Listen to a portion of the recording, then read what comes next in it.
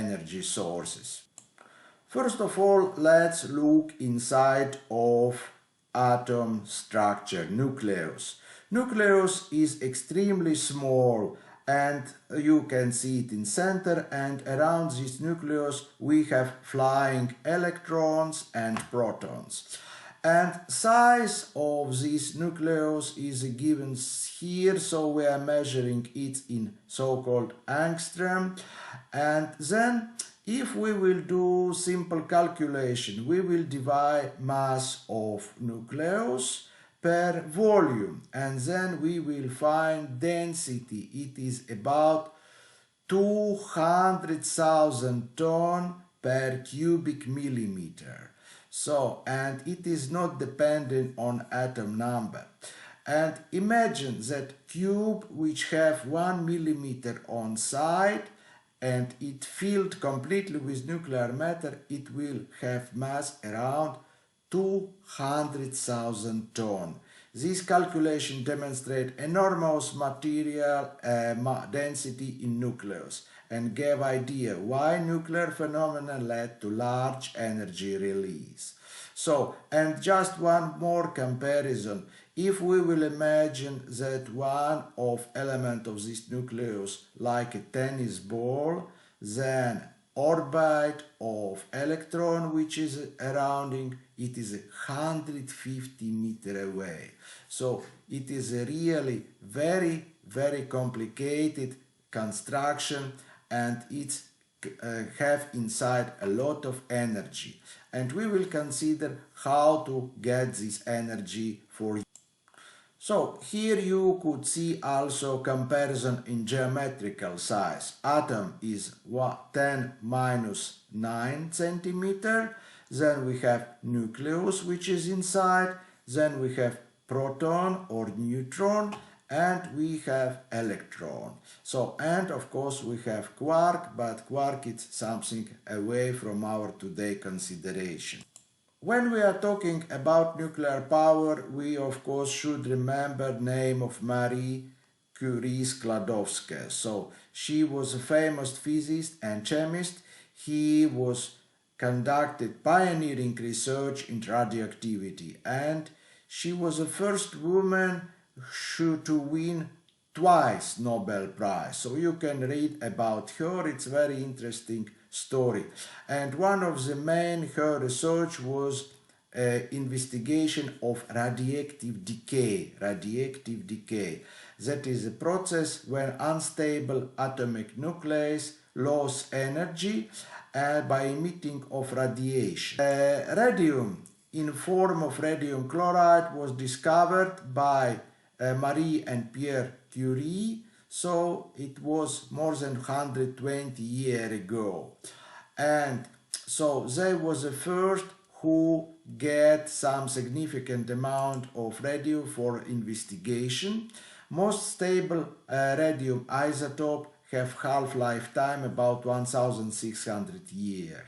So what does it mean, so decay and half-life time? So you could see here explanation about half-life time. It depends that, well, your radioactivity rate decrease 2 times, and then we can have this half-life time. That is a decay low leads to exponential decay, so which reach 0 in infinity, so of time. And then we can see explanation about this half of time. So that is the intensity of radiation 0.5 and time which we need to get this decrease of efficiency of radiation. There is 3 main type of radiation. So that is alpha, beta and gamma. Each of them have its own intensity, and each of them has its own effect on human body and so on. Then we have to take in consideration a couple of definitions, so-called binding energy. So nuclear binding energy, it's required to split a nucleus. so in number of components.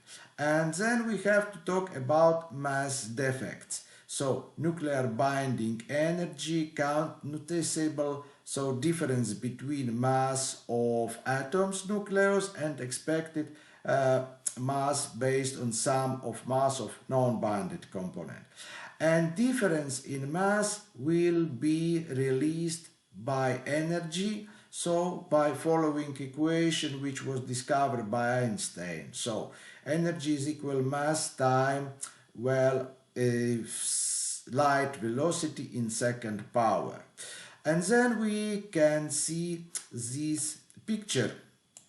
So in this picture we can see nucleus binding energy in mega electronic volt and then mass of atom. And we can see that a big huge atom like uranium-235 had less binding energy than two parts which can be splitted. So we also have to notice that heavy big atom is very often not stable and under certain circumstances can be splitted in different elements. And due to this splitting is a changing binding energy, and because of that this process is called, well, splitting. We will discuss it a little bit later. So here we can see two different processes. We can have fission when element is divided to some parts, and fusion when we have combination of two nucleus in one. And both of them can provide increase of binding energy, and due to that it's happen energy release because of change of nuclear binding energy. You could see also some basic figure. For example, the fission of 1 kilogram of pure uranium-235 supply around 23 million of kilowatt hour. During fission of deuterium and tritium, 1 kilogram helium energy supply energy around 120 million of kilowatt hour. And in contrast, combustion of 1 kilogram of coal supply only around 10 kilowatt hour of energy. But of course we have to make some maybe correction about this last value, different kind of coal, and well, what kind of energy we talking about, heat energy or electrical energy. But anyway, you could see the density of energy in nuclear process in fission and fusion is much bigger. But also not necessary to think that small piece of uranium can supply huge amount of energy. It is not so easy. We have to do some certain arrangement of nuclear fuel and other equipment, and we will see its next moment. That's again repeating of what I did tell you. So uranium, fission, and then deuterium, tritium is a fusion. And both these processes can provide binding energy increase, and because of that we have some certain mass changes and energy release.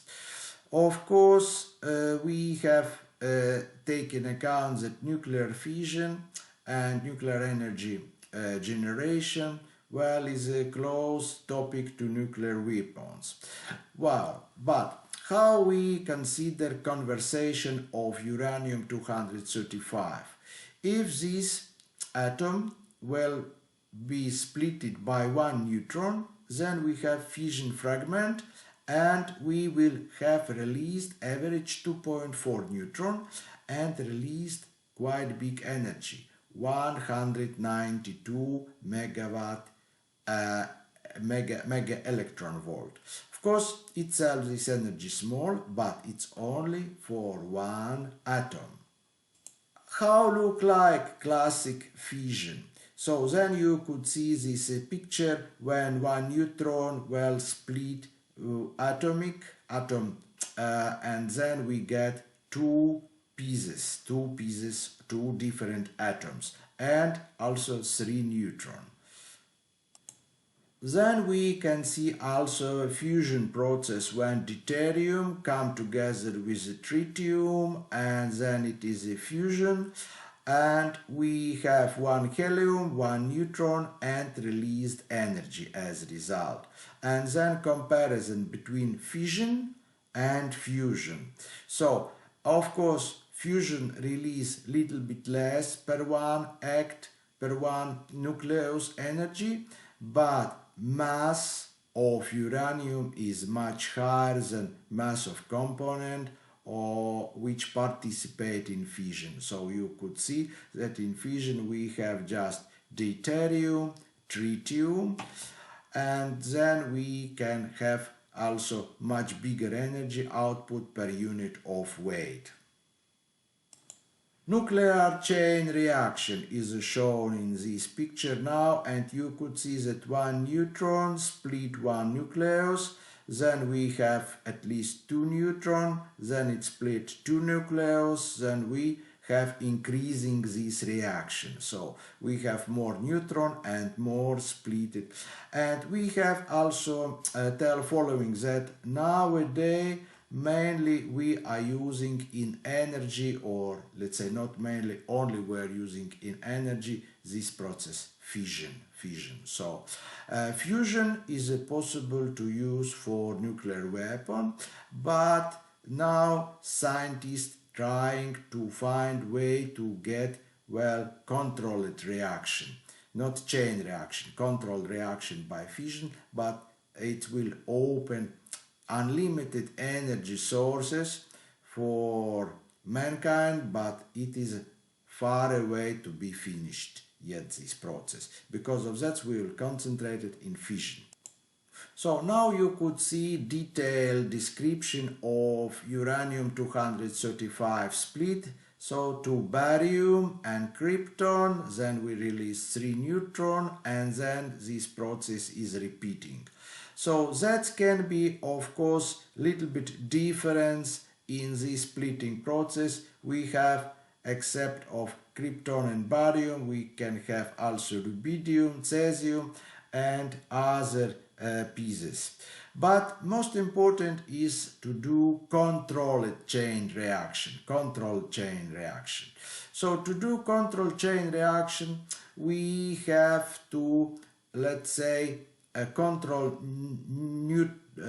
neutron flow, and we are doing this by so-called control rods. You could see these white pieces, and so the brown color, that is nuclear fuel, that is uranium, and these white rods, control rods, very active in absorbing neutron. When we will let all these control rods enter in nuclear fuel arrangement, then we will stop neutron flow, and then we will decrease reaction intensity. So it means that withdraw control rods, reaction increase, and insert, reaction decrease. Around we have number of shroud or body, concrete, then we have steel body, and so on, which we will discuss a little bit later. So we have following arrangement: fuel rods, neutron flying, and then we have control rods which will absorb this neutron and can control and can change activity of reaction. Also we need to use so-called moderator. In moderator we will convert kinetic energy of atoms in heat energy. So that is how it is a working process. We have uranium, then we have control rods, and then we have moderator. And in this moderator we will convert kinetic energy in heat energy. So, and usually for moderator we are using water. Then we have some certain consideration of macroscopic of nuclear reactor, effective neutron multiplication factor, that is a comparison of neutron in next and previous generation, and that's express neutron splitting efficiency. Then you could see different behavior of nuclear reactor: subcritical case, critical, and supercritical, where we have a all-time increasing of reaction. So also we have here description of let's say critical case singularity that is strongly unstable. Then we have to discuss about uranium, mined and refined. So uranium comes from nature, but concentration of uranium of 235 is not very high. And then each ton of uranium ore produces just around 1 kilogram of uranium compounds. And uranium ore have only 0.7 of so-called yellow cakes. In yellow cakes is uranium 235. So that is most of rest is 238. So, and this 238 isotope does not work for fission power. So it means that when we are doing enrichment, so then we will increase share of uranium isotope 235 in basic isotope is 238. Then how look like this so-called yellow cake, that is concentrated uranium 238, and inside of this amount is only 0.7%, 235, which is possible to split and convert into energy. So to be used in reactor, fuel must have 3 to 5%. Of course, we can have special design of reactor where we can manage with natural enriched uranium. That is a so-called can-do reactor. So then we have to consider sustainability in nuclear energy, the closed fuel cycle. So we are producing in mining some certain nuclear fuel, using it in reactors, then spent fuel we put in storage, and then we are doing reprocessing. Reprocessing is very important because of during nuclear reaction not all uranium is converted in energy, and part of a component, for example plutonium can be used again. Also plutonium can be used for nuclear weapon purposes, and because of that, control under this nuclear material should be very efficient, and it's very important. So then how look like nuclear fuel pellet? So you can compare this with a, let's say, wood pellet, which a lot of people are using in home heating system. Nuclear fuel pellet have approximately same sizes, but of course it's absolutely different amount of energy inside. Also, before this nuclear fuel pellet was used, it's quite safe to keep it in hand. Maybe it's only better to use gloves, but it's not yet radioactive. But after this pellet will be used in reactor, in fission reactor, it will become very radioactive, and it will be not possible to take it in hand anymore after it start to use for energy production purpose. Then of course, if we talk about energy equivalent, one fuel pellet can supply energy like 3 barrels of oil, 1 ton of coal, then 2.5 tons of woods, or let's say 17,000 cubic feet of natural gas. I can't convert it immediately, but it is a huge amount. So then fuel pellets are collected into long tubes. And these fuel rods collected into bundles, around 200 bundles per bundle, and then they are installed in a reactor core. It is look like we can see here. So one pellets, then fuel rods, then pipe, and then total arrangement, which is installed already in nuclear reactor. Then we will talk about nuclear power plant. So different type of reactor, main two type reactor, boiling water reactor. Then we are producing steam inside of reactor vessel. We supply feed water and energy, kinetic energy of neutrons converted in thermal energy, and then it's produced steam from water.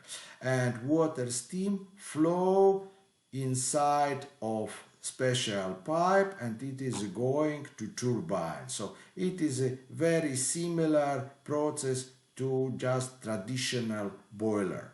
How can look this split drawing of such a reactor? So at the top you could see control rods, then we have see entry, and we can see fuel arrangement inside. It's quite complicated construction. Altogether system look like here. We have reactor vessel and reactor building, which is done from concrete, very strong and very safe building. Then we have steam line, which is coming from reactor building to turbine, producing power according Rankine cycle, and then condensate after demineralization go by feed pump through heater to feed water. Heater, that is just regeneration cycle, so people who study thermodynamics, they know what we are talking about. Another type of reactor is a pressurized water reactor. In this case, we are not accept any boiling inside of reactor, nuclear reactor itself, and we have in reactor building, we have also a steam generator. So it means that we will have two loops. One loops with high temperature hot water, which is circulating through reactors and steam generator, and then we have steam flow to turbine. So schematic pictures we can see here, and we can see that for pressurized water reactor there is a little bit less possibility for nuclear material leakage with water steam which is coming to turbine. But nevertheless, nowadays both type of reactor are used, and well, the safety is on high level. In the future, people will try to use fast breeder reactor, and fast breeder reactor allow us to reprocess fuel and get more energy, but design of this fast breeder reactor requires very high level of technology, and it's quite dangerous. And because of that, it's not yet become very popular. That is how look like from outside, well, building for reactor. That is from very thick concrete material. So safety of reactor is very important, and now you could see how many protection is involved.